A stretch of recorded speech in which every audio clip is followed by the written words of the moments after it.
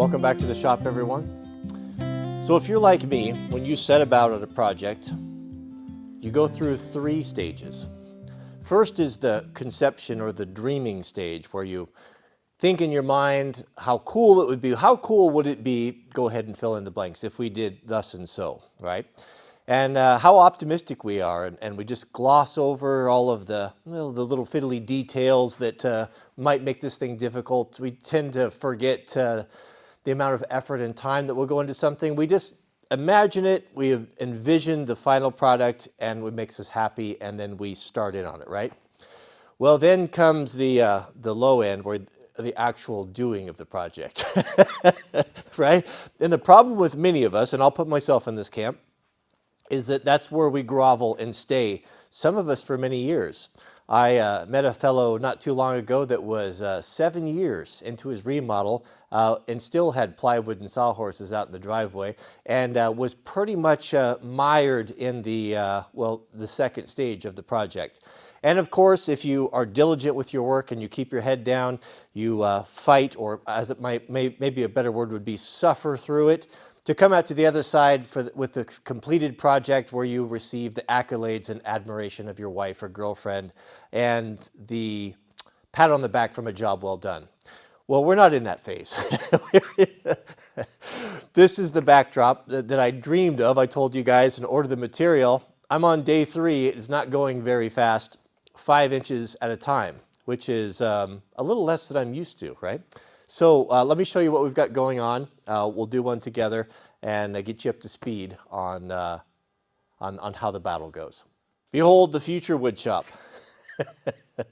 Now, I am on day 3, just starting. I got 2 days into this, but also you got to take into consideration there was a significant amount of electrical work, the back framing, plumbing everything up. But we're going now. But it is going to be so awesome, guys. Can you picture the wood shop being right here now? We'll have the old carpenter's bench right here that we built, and then French cleats across the back and the side, a couple little walls here, so we have that cozy factor. We'll have some nice lighting up there. It's going to be fabulous. So I have to keep focused on the goal here. So let me show you what I'm doing, and we'll put another board up. Let us come off the mothership. So, as I said in the previous video, what we've done is, and I still can't remember, are these purlins or girts? We'll go with girts this time. We just put self-tapping screws on the girts, and with 2x4s mounted on there, across there, so we have something to nail to. Now, this is a pretty big span, right, from here up to here, probably maybe 3.5 feet or so, but that's okay because we're using full thickness Douglas fir select deck. And man, I have been so happy with this. Some folks were making fun of me, saying, Home Depot, you got that, what do you mean, premium and Home Depot aren't in the same category? No, that's not true. You know, all the lumber companies, they get their material from the same place. There's only 2 places that make this in all of the Pacific Northwest that I know of. Every lumber yard orders from the same thing. But it is a kiln-dried select deck, Douglas fir, hand-picked. It is beautiful. I've only had 3 bad pieces. And actually 1. So as I go through here, I ran into one with a serious twist in it that I set aside, and a couple others that were just not ideal. But that's pretty good. You know, usually you figure a loss of, if you're lucky, 10%, right? And we're well within that. So the process here, of course, as nice as they are, and look at the groove.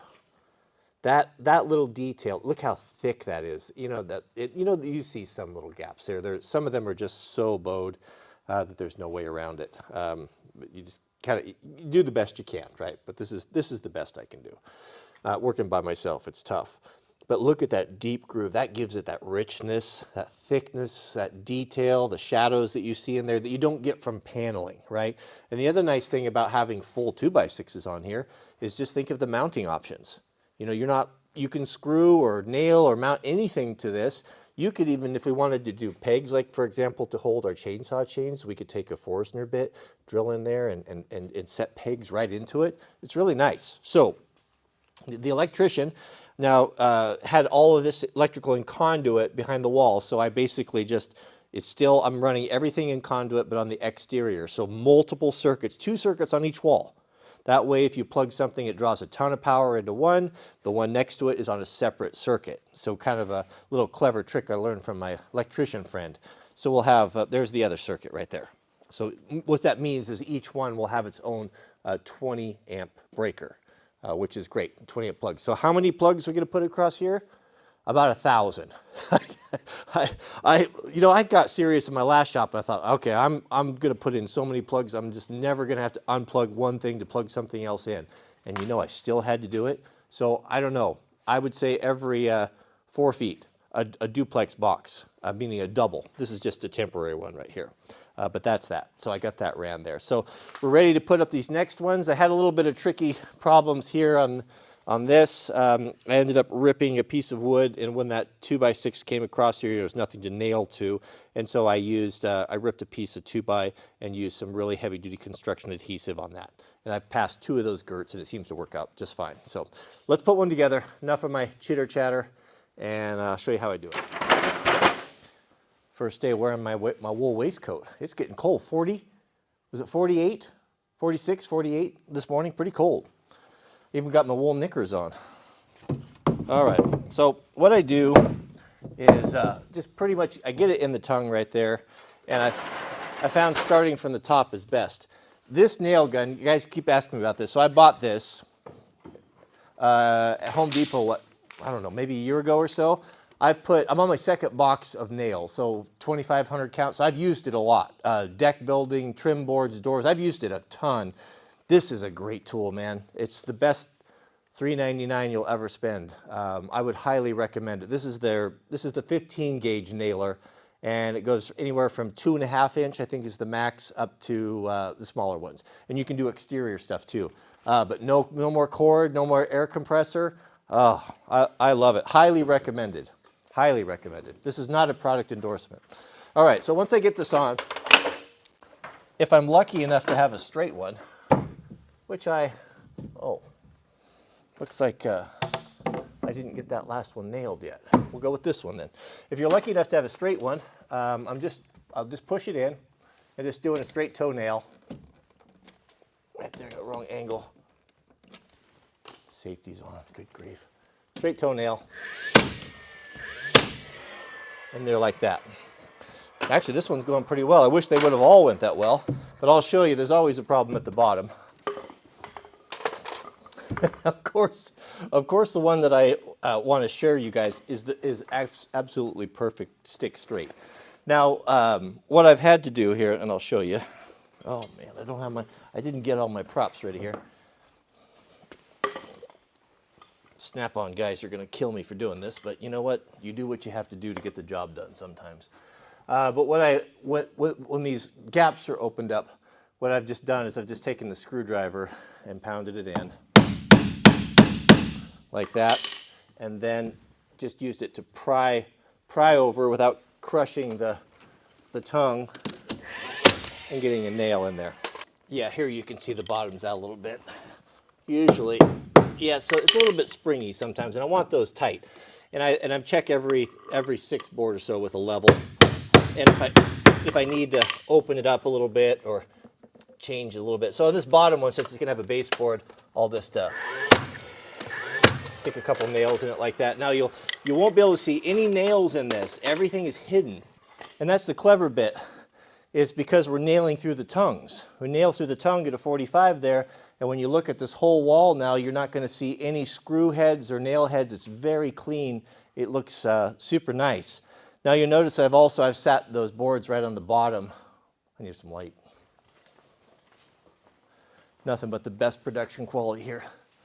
Light's facing the wrong angle.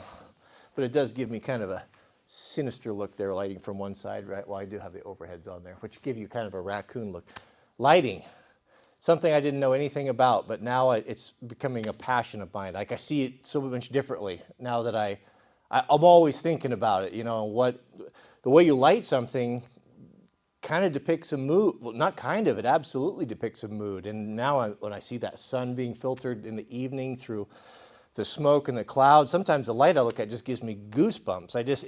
It's a study that I have not even scratched the surface on that would take a lifetime to understand and still you wouldn't even have a basic understanding of it. It's just further proof of the miraculous, incredible nature of God. What were we talking about?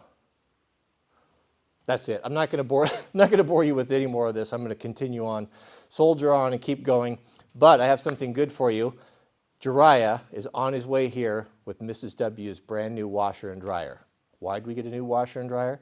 Well, oftentimes it's a little bit different in Europe. I was really surprised. Now, Mrs. W has a twin brother who lives in the Netherlands. No, they're not identical. And things are very different in the Netherlands. They, when you move or buy a house, it's customary to take all your appliances with you, and some people even take their flooring. You know, they use like click-in engineered type of flooring. He even bought a house where they took all that with them. You basically walk into an absolute empty shell. So in America, it's a little different. Sometimes you take your washer and dryer with you. Sometimes you leave them, which is often the case. Like on our house that we just sold, the folks, we just negotiated with them and they asked if they could keep the washer and dryer. And then we had the big commercial freezer we didn't want to particularly move because it was so big. And so we just said, hey, we'll give you this at half price. Are you interested in keeping the freezer? And they said, yeah, we'll take the freezer. So that worked out good for all of us. So that means the woman that we bought the house from, she took her washer and dryer. We left ours at the other house. We don't have one, so we are getting a new one. So I went to work on that, and I was not going to be satisfied with a wash machine that didn't clean, because what I found is high efficiency is basically a nice way of saying it's not going to wash very well. We didn't go with high efficiency. We went with something completely different. So that'll be on the next video. Thanks for watching. May God bless you and your families. Please keep my family in your prayers, and we'll see you guys on the next videos.